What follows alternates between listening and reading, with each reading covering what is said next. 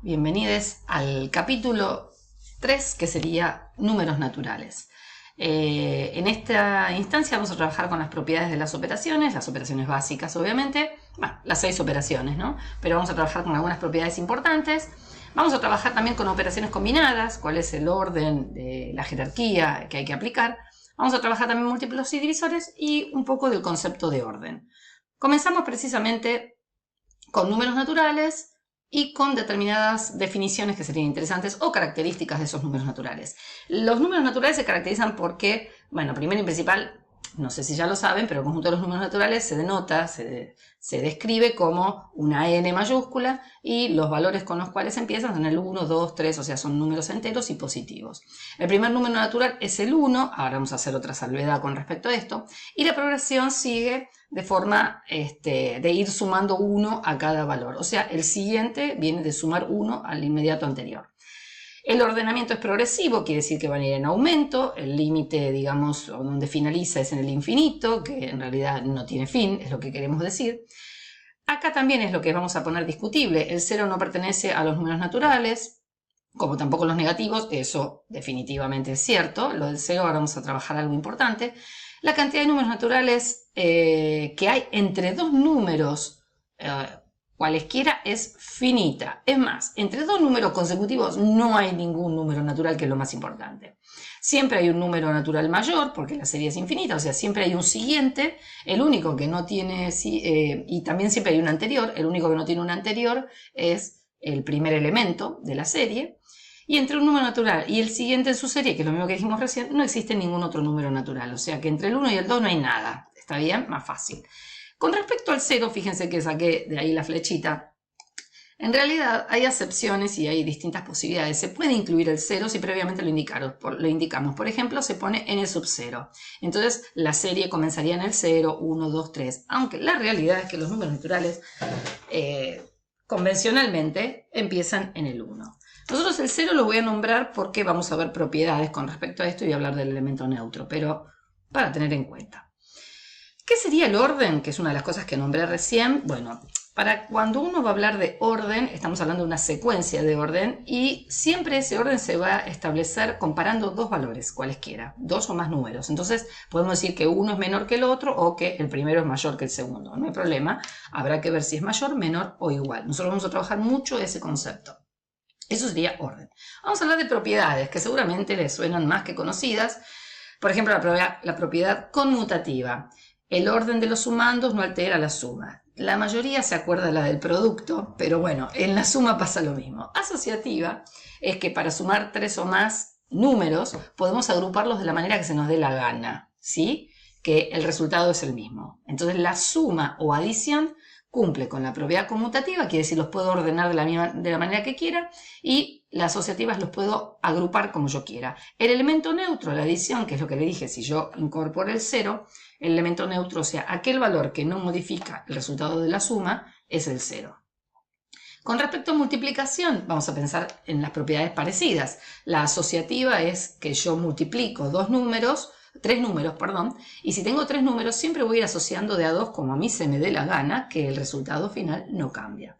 La conmutativa, acuérdense que siempre es el orden de los factores, no altera el producto, todo el mundo siempre dice lo mismo, quiere decir que 3 por 2 y 2 por 3 da exactamente lo mismo. Nosotros vamos a demostrar todas esas cosas en forma simple, como para un estudiante de primaria. Elemento neutro, ¿y cuál es el número que no me modifica el resultado de una multiplicación? El 1. Y la distributiva del producto con respecto a la suma o resta es que si tenemos un factor que se le llama al número que está multiplicando a un paréntesis, lo podemos distribuir a cada uno de los elementos de ese paréntesis. Con respecto a la división, la cosa viene diferente. Por ejemplo, propiedades de la división que hay que tener muy presentes, que el número 1 es divisor de todos los números naturales, o sea, todos los números se pueden dividir por 1, claro, obvio, ¿por qué? Porque me da el mismo número del que partí, es como no haber dividido nada, ¿no es cierto? Bien, si un número A es divisor de otro B, entonces B no es divisor de A, siempre y cuando A y B sean diferentes, obviamente, ¿no? Pues si yo digo, por ejemplo, 2 es divisor de 4, entonces 4 no es divisor de 2. Estoy insistiendo que son dos números diferentes no se puede invertir, no es conmutativo. Esto sería, para decirlo más fácil, no es conmutativa.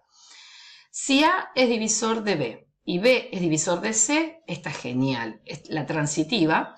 Entonces A es divisor de C. Por ejemplo, si 2 es divisor de 6 y 6 es divisor de 12, entonces 2 es divisor de 12. Es genial porque nos permite afirmar que un número es divisible por otro porque fue divisible por uno más chico antes. Si un número divide a otros dos, también divide su suma. Estas dos que vimos recién, para nosotros van a ser fundamentales. Igual las vamos a ir trabajando de a poquito en la clase, ¿sí? Vamos a las otras propiedades de división, o el resumen, que es importante. La división no es conmutativa, lo que dijimos. Si A divide a B, entonces B no divide a A. No puedo dar vuelta la división. Igual que la resta no se puede dar vuelta. La división no es asociativa. Si tenemos tres elementos que se están dividiendo, no los puedo asociar de la manera que a mí se me da la gana. Los tengo que hacer en forma ordenada de izquierda a derecha. Y otro detalle que volvemos a repetir es que todo número es divisor de sí mismo. Así como todo número es divisible por 1. Bien. Algo importante, el algoritmo de la división, quienes sean un poco más grandes y hayan asistido a la escuela, bueno, un poco más grandes casi de mi edad, pero bueno, no importa, alguno por ahí se acuerde, es este formato de la división y que cada componente, cada número tiene un nombre específico. Dividendo es aquel al que quiero dividir, divisor es por el cual yo voy a dividir, el cociente es el resultado de la división. De hecho, muchas veces cuando hablamos de división también hablamos de cocientes, que es el resultado, y R sería el resto. Y la prueba de la división es que el dividendo es igual a la multiplicación entre divisor y cociente, sumándole el resto obtenemos el valor original.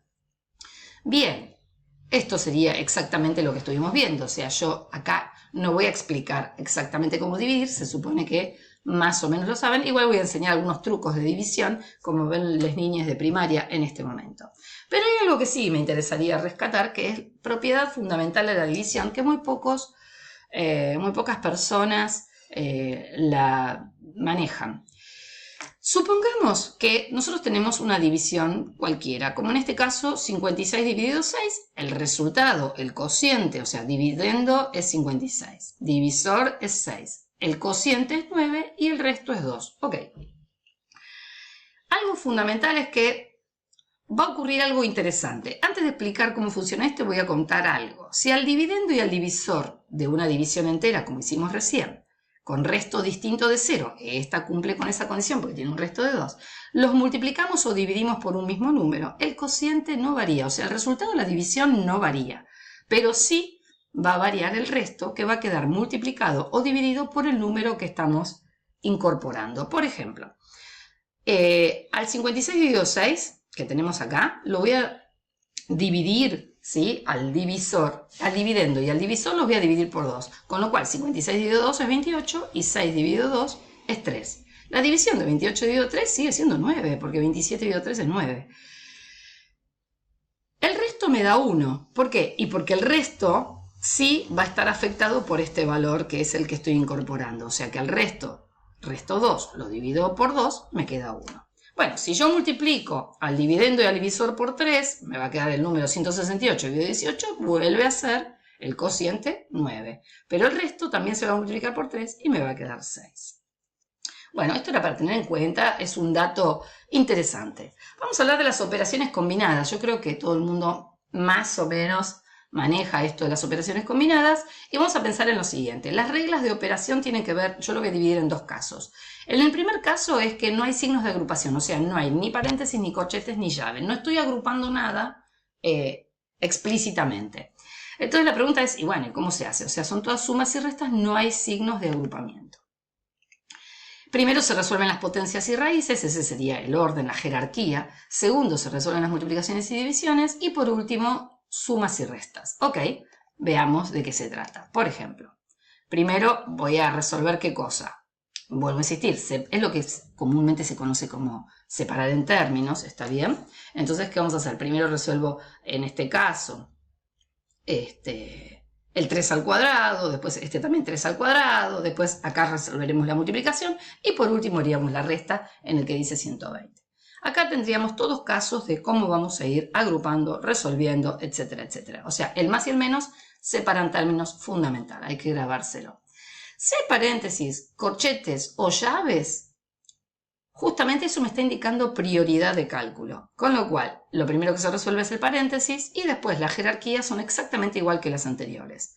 En el caso de tener distintos paréntesis, bueno, habrá que resolver cada paréntesis primero con el mismo criterio de las reglas de operación de antes y después agrupar absolutamente todo. Nos vamos a divisibilidad. ¡Qué temita! Criterios básicos de divisibilidad, o sea, cuando un número es divisible por otro. Estos criterios son bastante sencillos. Por ejemplo, para que un número sea divisible por 2, tiene que ser un número par, o sea, su última cifra es par. Para que sea divisible por 3, la suma de todas sus cifras tiene que ser 3 o múltiplos de 3. Para que sea divisible por 4, sus dos últimas cifras tienen que ser 0 o múltiplo de 4, o sea, estar en la tabla de 4. También acá voy a enseñar algunos tips o trampas, truquitos para sacarlo rápidamente, ¿sí? En el caso de la divisibilidad por 5, termina en 0 o en 5. Para que sea divisible por 6, tiene que estar en simultáneo, que tiene que ser posible dividirlo por 2, o sea, tiene que ser par y tiene que ser múltiplo de 3 a la vez. La del 8 las voy a dejar, el que quiera la puede aplicar o no, me da lo mismo. La del 9 para mí es fantástica, la suma de todas sus cifras siempre es 9 o múltiplo de 9, es parecida a la del 3, pero después también tiene otro truquito que es genial. La del 10 termina en 0 y las otras dos las dejo, que en realidad tienen que ver con combinaciones de 3 y 4, 3 y 5, ¿está? Para tener en cuenta estas divisibilidades. Vamos con la siguiente diapositiva. Números primos y compuestos. ¿A qué le llamamos un número primo? Un número primo es aquel que solamente tiene dos, o mejor dicho, tiene exactamente dos divisores. Uno es el 1 y el otro es el mismo. En cambio, un número compuesto tiene más de dos divisores, ¿sí? Cuando hablemos, por ejemplo, del número 1, el número 1 no es ni primo ni compuesto. ¿Por qué? Y porque el número 1 solamente se puede dividir por 1, o sea, no tiene dos divisores, tiene uno solo. Y también el 0 no es ni primo ni compuesto, o sea, no entraría dentro de esa categoría porque no se puede dividir por sí mismo y sin embargo al 0 lo puedo dividir por cualquier otro número que se me dé la gana. No se puede dividir por 0, acuérdense que no existe la división por 0. Bien, hay algo interesante para reconocer los números primos que tiene que ver con un señor que se llamaba Eratóstenes, 300 años antes de Cristo, le voy diciendo que lo propuso, que armó lo que se llama una criba, es un tablero. En ese tablero se van marcando los números, el número 1 no es ni primo ni compuesto, y lo que hizo Eratóstenes, obviamente están hasta el 100, esa criba es un cuadro de 10 por 10 que me da 100, y lo que fue marcando es pensando, bueno, el 1 no es ni primo ni compuesto, el 2 es primo porque solo se puede dividir por él y por 1, el 3 es primo porque se puede dividir solo por él y por 1. Cuando llega al 4 y todos los demás números pares, los va tachando, los va tachando. ¿Por qué? Y porque todos son múltiplos o se pueden dividir por 2. Son múltiplos de 2, con lo cual son divisibles por 2. Lo mismo le pasa a los del 6, los del mismo el 8 y el 10. Con lo cual ya la mitad de la criba la tenemos tachada. Ni hablar de todos los que están debajo del 2, también 12, 22, etcétera, etcétera, también se pueden ir tachando. Y después empieza pensando, bueno, ¿qué números? No sé, el 9 es divisible por 3, sí, entonces no es primo.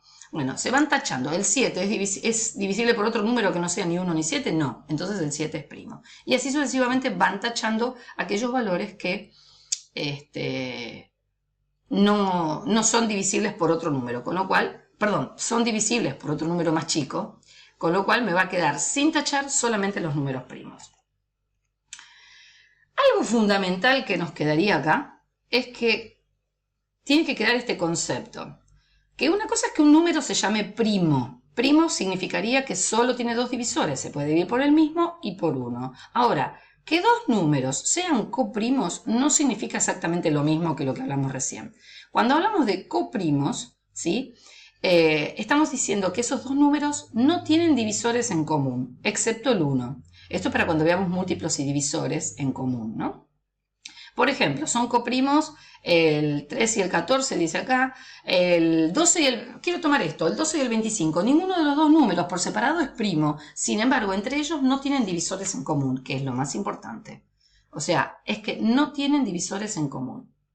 Bien, no comparten divisores. A modo de síntesis de lo que hemos visto hasta ahora, vayamos pensando que vimos uso de las operaciones, propiedades y jerarquía de las operaciones. Hablamos de relación de orden con números naturales. Estuvimos viendo justamente esa relación como mayor, menor o igual.